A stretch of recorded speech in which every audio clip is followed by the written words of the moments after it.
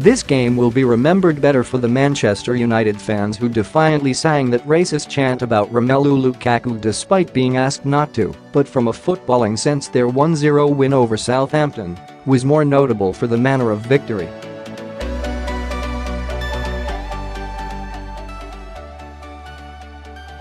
Unlike wins against Everton, Swansea, and West Ham, United did not overwhelm their opponents in the closing moments of this fixture, but rather limped over the line.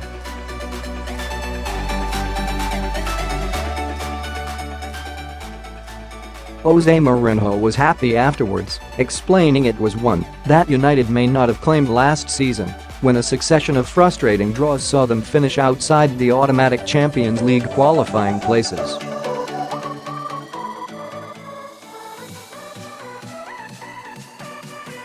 While their early thrashings has seen many back them as leading contenders for the title this time around, this game was perhaps more important because it proves they can win ugly too.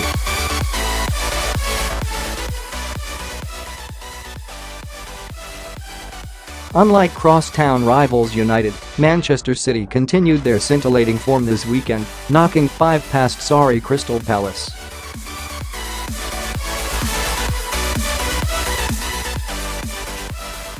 Pep Guardiola has the luxury of being able to drop a player of the caliber of Gabriel Jesus and bringing in a talent like Leroy Sane.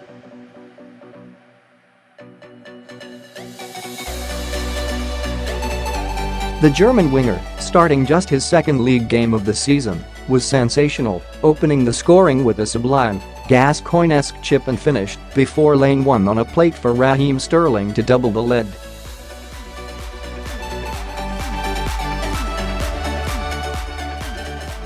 From then, as has happened early on in so many of City's matches this season, the game was already over for their opponents.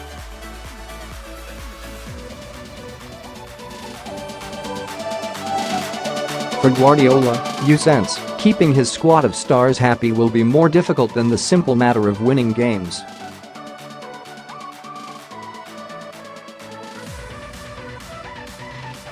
One of the summer's longest and ugliest transfer sagas was ended last week with Chelsea and Atletico Madrid finally agreeing to terms which will see the want-away Diego Costa return to the Spanish capital.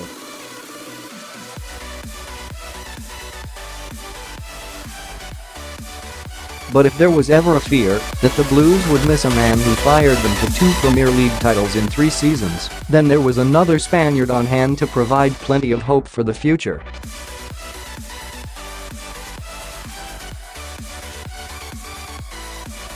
Alvaro Morata was sensational on Saturday, scoring a hat-trick of sublime quality against Stoke, which left just one question on many a Chelsea fan's lips: Diego, who it seems harsh to criticize a goalkeeper who won his team the match by saving a late Jamie Vardy penalty at the King Power Stadium, but Liverpool should never have been in a position to drop points given how dominant they were.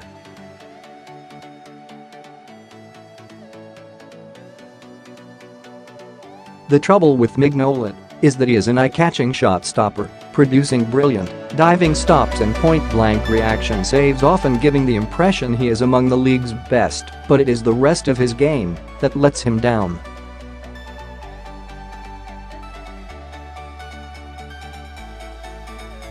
At 2-0 down, the Foxes were gifted a way back into the match as the Belgian flapped horribly at a corner, allowing Shinji Okazaki to bundle home.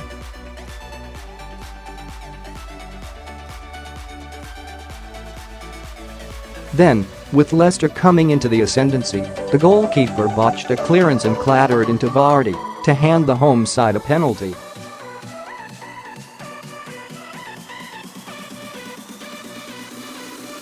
From there, he stood his ground and palmed away the England forward spot kick, leaving the East Midlands as the hero.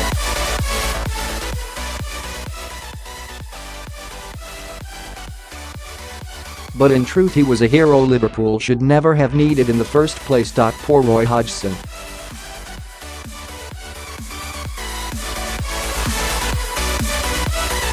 The former England manager's homecoming to the club he followed as a boy has got off to a horrible start in difficult circumstances.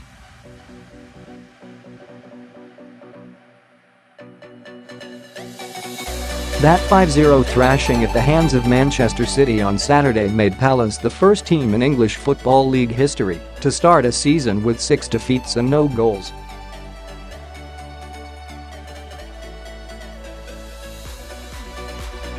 "It's a bad defeat," the 70-year-old said after the game. "We know there is a lot of work to do with this group of players.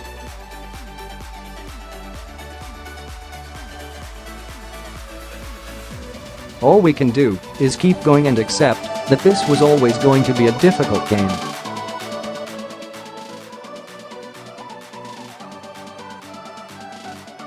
His mood can hardly have been lifted by the news that Christian Benteke, effectively the only first-team striker goalless Palace possess, faces a scant on a knee ligament injury which is feared could keep him out for months, nor by a glance at the fixture list.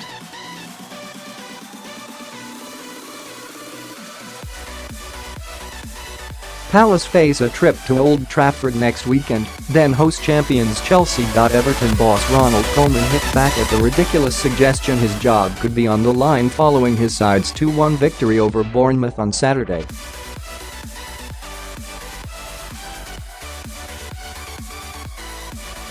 "Just imagine what the speculation would have been like had they lost. Despite spending north of £100 million in the summer, the match winner at Goodison was a man the Dutchman had consigned to the reserves this time a year ago."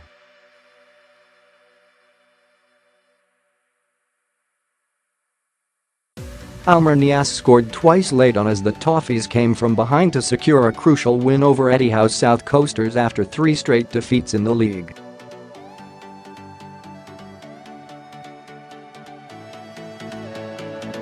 Koeman will be hoping it can be something of a turning point in their season. While goals from Javier Hernandez and Chiku Kouyaté threatened to get West Ham back into their London derby against Tottenham, the reality ended up being a 4th defeat from 6 Premier League games this season for Slaven Bilic's side.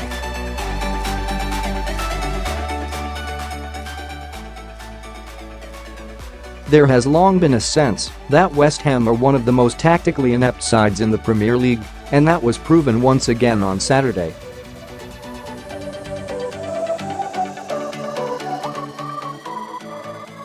While they had a clear game plan to start at the game at the London Stadium, and one which seemed to be working, it soon went down the pan on the half-hour mark as the dynamic Michail Antonio had to go off injured.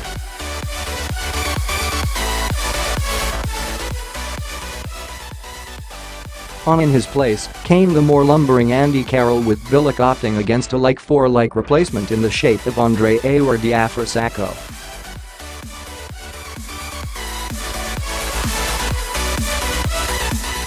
The Hammers' game plan changed and Tottenham capitalised. Bilic's contract runs out next summer, and there is no sign of it being extended, particularly with results going the way they are.